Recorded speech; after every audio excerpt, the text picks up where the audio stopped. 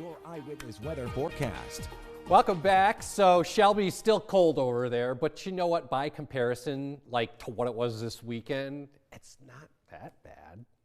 And it's only going to get warmer. And hey, check this little stat out. Today, Shelby gets all excited over there, was the last day the sun set before 5 o'clock.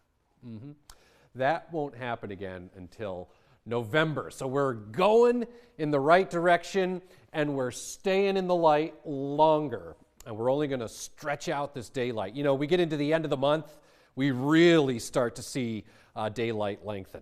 Out there now, just a very few flurries have been falling, but for the most part, not much doing out there late this evening. 31. Now, again, Shelby's still cold, but that's not bad, especially without a wind. So it doesn't feel like bone-chilling cold out there. Eyewitness weather forecast tonight. Some light snow showers and flurries, little if any accumulation, in a low of 28. So temperatures really don't drop much from where they already are now. Then we get into the day tomorrow. We're going to have some wet snow developing. And this is going to be like a 1 to 2 inch deal, so it's not a lot. However, it's the timing. Out the door, I think you're fine. The evening commute might get a little shaky, especially side streets. And the reason we have a winter weather advisory down to the south is because there's actually some warmer air coming in aloft, upstairs, which could lead to some sleet and or freezing rain. I don't think it's going to be a lot, but that's what I was kind of talking about going into break.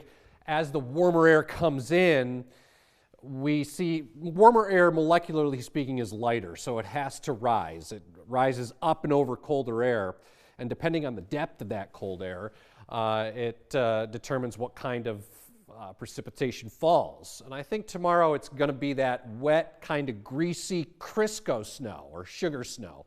A couple inches of wet snow by the evening commute, but nothing major. Temperatures now hanging in the low 30s out there down to the south in Otsego County. It's 31 in Cooperstown and Hartwick. Over to Edmiston, we're in the 20s.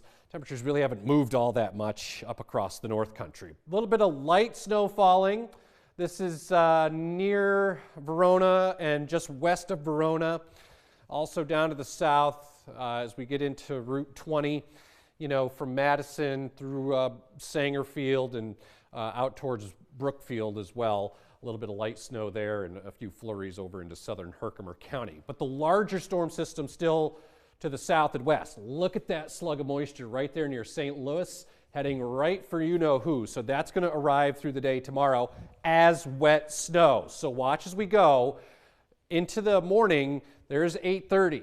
Notice not much going on, but watch as we go through the course of the day. We see this wet snow develop, and it could come down at a moderate clip at times as we get towards the evening commute.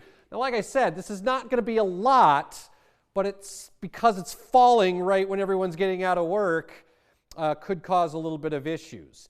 Now, it's going to snow at times into the evening before warmer air comes in, and then we see this transition to maybe a little sleet, freezing rain, and then changing to rain, which is what you see here coming in by the time we get into the evening on Wednesday. Snow amounts will be fairly manageable. It's a gloppy 1 to 2 inch deal, especially over higher elevations.